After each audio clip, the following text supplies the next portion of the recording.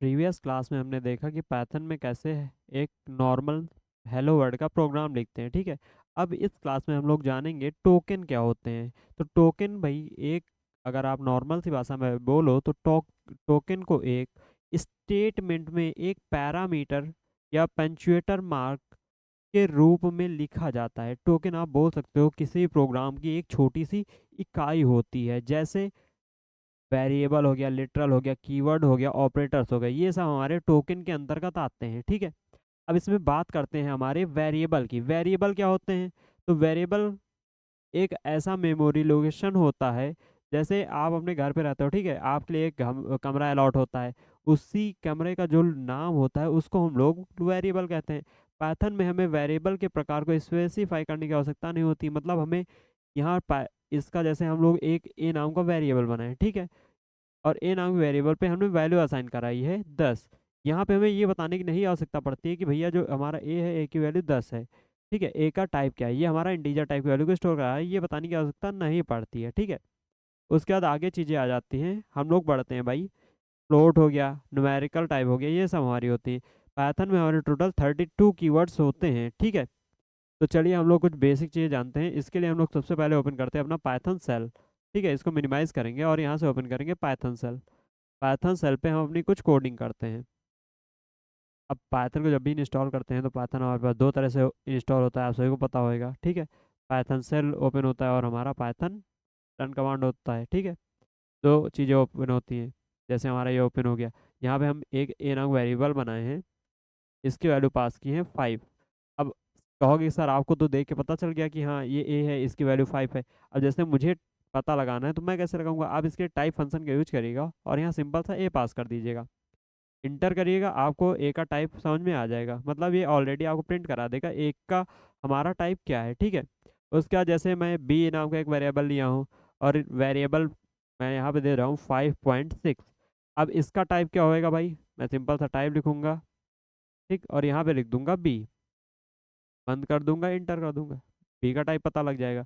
अब जैसे एक वेरिएबल लिया हूँ, यहाँ पे मैं अपना नाम ले रहा हूँ, ठीक है, अपना नाम ले लिया हूँ, गौरव कुमार, गौरव कुमार त्रिपाठी। भाई यहाँ पे अपना नाम ले लिया हूँ। अब इस पे मैं टाइप प्रिंट कराता हूँ, टाइप।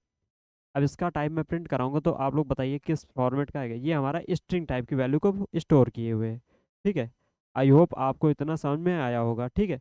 अब जैसे मैं ए नाम का एक वेरिएबल लिया हूँ, इक्वली इस पे वैल्यू यूज कर रहा हूँ 3+4 या 6 के, इंटर किया हूँ। अब देखो यहाँ पे ये हमारी एक इंडेंट एरर देगा।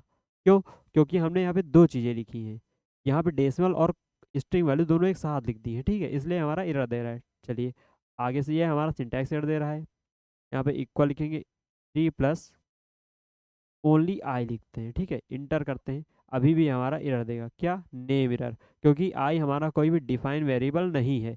जैसे यही इसी जगह में ए इक्वल 3+बी कर दूं, ठीक है, इंटर कर रहा हूँ। अब यहाँ पे मैं कर रहा हूँ प्रिंट, या फिर टाइप इसका पूछूं कि भैया पहले टाइप जान लेते हैं, टाइप क्या है, टाइप ऑफ ए, इंटर करेंगे, ये हमारा फ्लोट वैल्यू आएगा। क्यों? क्योंकि जब इसका आउटपुट हम देखेंगे तो वो हमारा क्या आएगा? फ्लोट आएगा, ठीक है। अब देखिए ऊपर हमने जब प्रोसेस किया था तो हमारा क्या था? इंटीजर वैल्यू आई थी, लेकिन यहाँ पे हमारी वैल्यू क्या आएगी? फ्लोट वैल्यू आएगी। आई होप आपको इतना समझ में आ गया होगा।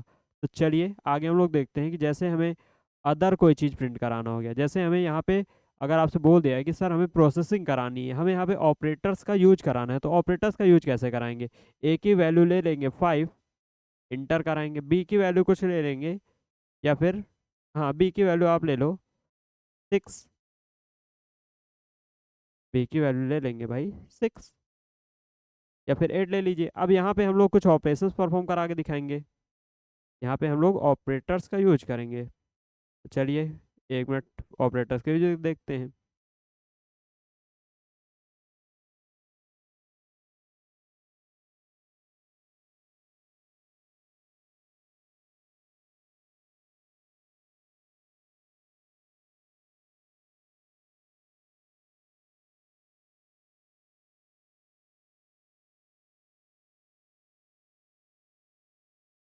चलिए अब यहाँ पे हम लोग क्या करते हैं भाई, सबसे पहले अपना एक तीसरा वेरिएबल बनाएंगे सी, और यहाँ पे लिखेंगे इक्वल ए प्लस बी। ठीक है, आउटपुट आ जाएगा भाई। अब आउटपुट यहाँ पे क्यों नहीं है, क्योंकि भैया आउटपुट जब भी देखना होगा तो इसके लिए हम लोग यहाँ पे प्रिंट फंक्शन यूज करेंगे। ठीक है, प्रिंट फंक्शन यूज करेंगे और यहाँ लिखेंगे सी, तो हमारे पास आउटपुट आ जाएगा। अभी वहाँ पे तो आप लोग कहोगे सर आपने हमें ये बताया कि जैसे हम प्रिंट लिख देते हैं और ये वैल्यू हमारी डबल कोट्स के अंदर होती है तो हमारे पास as it is value return आती है। हाँ, क्योंकि बेटा ये आपकी स्ट्रिंग टाइप वैल्यू होती है इसलिए एज इट इज़ प्रिंट होती है। बट यहाँ पे क्या है, यहाँ पे हम लोग उसकी डायरेक्ट वैल्यू लिख रहे हैं, हम उसको डबल कोट्स के अंदर नहीं लिख रहे हैं। ठीक है, अब जैसे मैं अभी आपको बताया हूँ पाइथन में कीवर्ड्स को डिस्प्ले कराने के लिए, तो सबसे पहले जैसे मुझे पाइथन में कीवर्ड डिस्प्ले कराने होते हैं तो मैं सबसे पहले इंपोर्ट करूँगा किसको भैया, कीवर्ड्स को। जब हमारे कीवर्ड्स इंपोर्ट हो जाएंगे, कीवर्ड इंपोर्ट हो जाएंगे, उसके बाद क्या करूँगा, प्रिंट फंक्शन यूज करूँगा, प्रिंट। अब प्रिंट के अंदर मैं क्या दे दूंगा, कीवर्ड, कीवर्ड डॉट, किस फॉर्मेट में चाहिए भाई, लिस्ट फॉर्मेट में चाहिए। ठीक है, के डब्ल्यू लिखूंगा और लिख दूंगा लिस्ट। ठीक है भाई, इतना आप सभी को समझ में आ गया। अब उसके बाद क्या करेंगे, इंटर करेंगे। अब देखो यहाँ पे हमारे लिस्ट के फॉर्मेट में सारे के सारे कीवर्ड्स लिख के आ गए हैं। आई होप आपको ये इतना समझ में आया होगा। तो चलिए मिलते हैं नेक्स्ट सेशन में जिसमें हम आपको और भी इसी तरह के कई सारे प्रैक्टिकल समझाएंगे।